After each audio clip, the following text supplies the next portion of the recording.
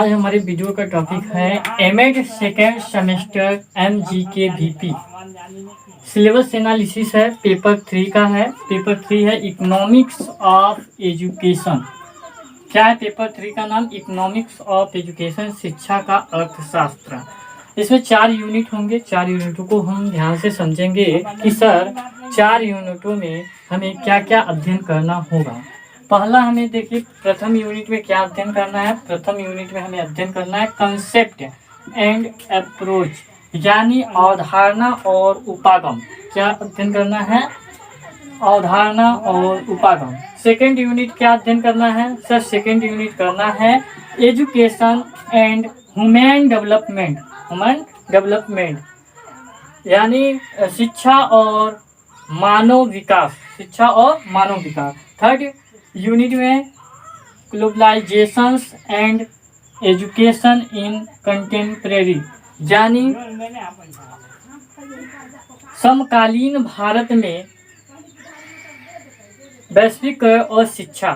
फिर इसके बाद फोर्थ यूनिट क्या कर रहा है? फोर्थ यूनिट कर रहा है एजुकेशन एंड इकोनॉमिक ग्रोथ, यानी शिक्षा और अर्थशास्त्र का विकास या वृद्धि, ग्रोथ वृद्धि। इसके बाद हम यूनिट फर्स्ट के ए पॉइंट को देखेंगे कि सर ए पॉइंट में क्या क्या अध्ययन करना है। तो पहला हम बात देखेंगे concept of economics of education, development of economics of education as a discipline. यानी यहाँ पे है कि concept of education of economics of education, यानी शिक्षा के अर्थशास्त्र की अवधारणा। शिक्षा के अर्थशास्त्र की अवधारणा। Development of economics of education as a discipline, एक अनुशासन के रूप में एक शिक्षा अर्थशास्त्र का विकास, यानी शिक्षा अर्थशास्त्र का विकास।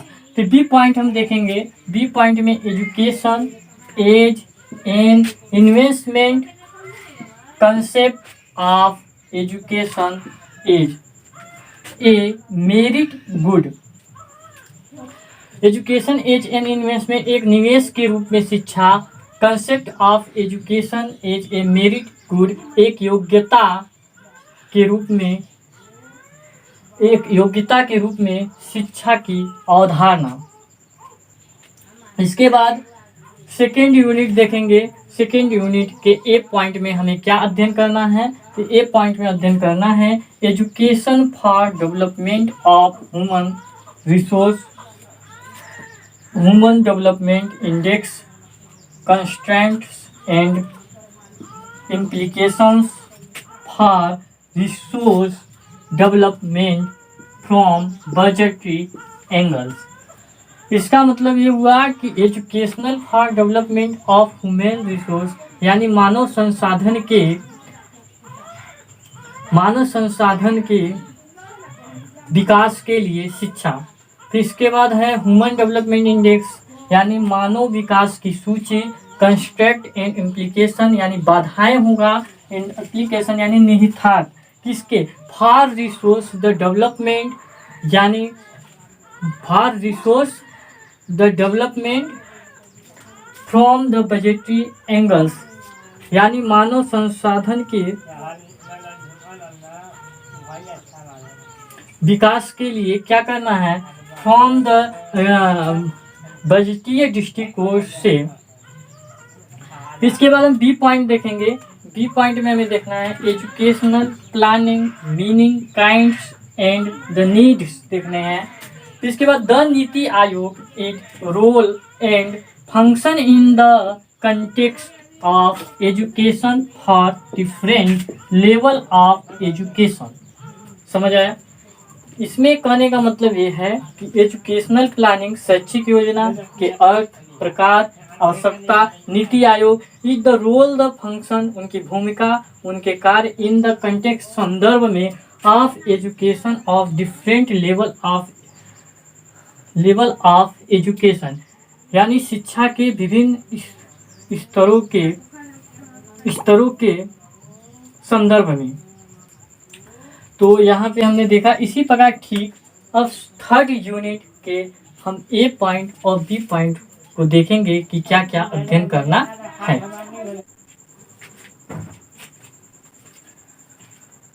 तो हम यहाँ पे यूनिट 3 का ए पॉइंट देखेंगे कि ए पॉइंट में हमें क्या क्या अध्ययन करना है।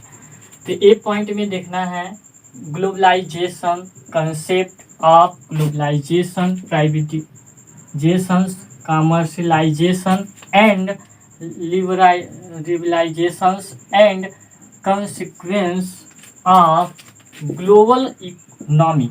क्या अध्ययन करना है, क्या स्टडी करना है ए पॉइंट में? Globalisation, concept of globalisation, privatisation, commercialisation and liberalisation and consequence of global economic. इसका मतलब ग्लोबलाइजेशन यानी वैश्वीकरण, कंसेप्ट ऑफ ग्लोबलाइजेशन यानी वैश्वीकरण की अवधारणा, फिर इसके बाद प्राइवेटाइजेशन यानी निजीकरण, कमर्शलाइजेशन वाणिज्यीकरण और लिबरलाइजेशन उदारीकरण इज द कंसिक्वेंस परिणाम के रूप में of the global the economic वैश्विक अर्थशास्त्र के परिणाम के रूप में। फिर इसके बाद हम बी पॉइंट में हमें क्या अध्ययन करना है, तो बी पॉइंट को देखेंगे। बी पॉइंट में देखेंगे market failure and education, impact of market failure on educational development, new liberal perspective and education development. क्या अध्ययन करना है? Market failure and education, impact of market failure on educational development, new liberal perspective and education development. यानी market failure यानी बाजार की असफलता and और शिक्षा, impact of market failure on educational development यानी शैक्षिक विकास पर बाजार की असफलता का प्रभाव। फिर इसके बाद है न्यू लिबरल, नए उदार पर्सपेक्टिव परिप्रेक्ष्य में, और एंड एजुकेशन डेवलपमेंट शैक्षिक विकास, शिक्षा विकास। फिर इसके बाद यूनिट 4 में हमें क्या अध्ययन करना है, ये देखिए concept and meaning of economic growth, poverty, inequality, economic reform and education. फिर इसके बाद क्या क्या अध्ययन करना है, concept and meaning of economic growth, poverty, inequality, economic reform and education.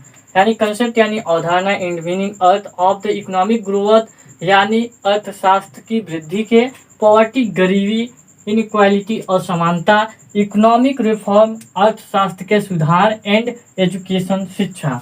फिर बी पॉइंट में हमें अध्ययन करना है सर, देख लीजिए education, the concept of public good, basic needs, human right.